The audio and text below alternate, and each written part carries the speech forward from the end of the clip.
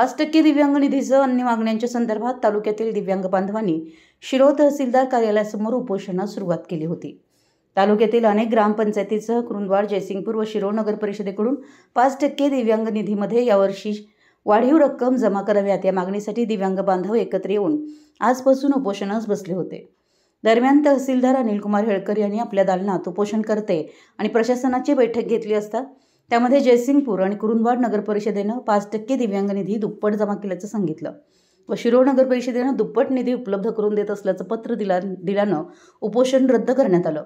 या बैठकीला गटविकास अधिकारी श्री घोलप साहेब, शिरोळ जयसिंगपूर नगर परिषद अधिकारी, आंदोलन अंकुशचे धनाजी चुडमुंगे उपस्थित होते।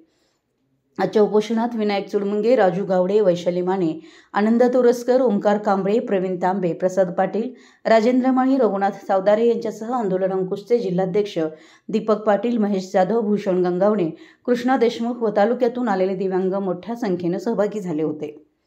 मराठी एस न्यूज साठी शिरोळहून दिलीप कोळी। अंकुश दिव्यांग संस्था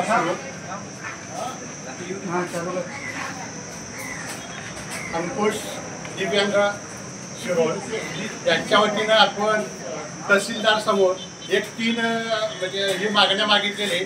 आपली 5% निधी, त्यानंतर अंत्योदय कार्डानंतर आपले जे राहिलेले म्हणजे हे होते त्यासाठी आपण इथं तहसीलदार कार्यालयामध्ये आपण उपोषणासाठी हजर राहिलेलं आहे।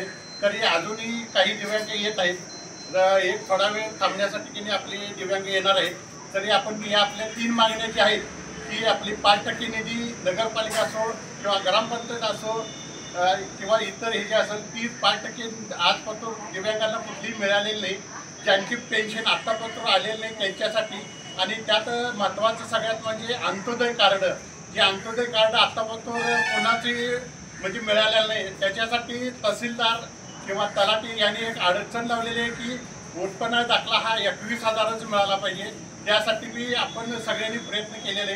त्यासाठी आमचे दिव्यांग संस्थेचे धनंजय आबा यांनी भरपूर प्रयत्न केले।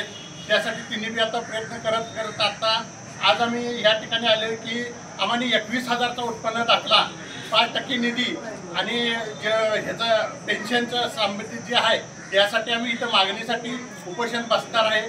तरी ह्यात लवकरात लवकर आम्हाला या दिव्यांग असतील बाकीचं न करता प्रयत्न करून जेवढं लवकर होईल तेवढं आम्हाला दिव्यांगांना न ताप देता आम्हाला जेवढं प्रयत्न करतील तेवढं आम्हाला सुरू करून आम्हाला हे केलं पाहिजे त्यांनी, आणि आम्हाला लवकरात लवकर त्यांचं मार्गदर्शन केलं पाहिजे।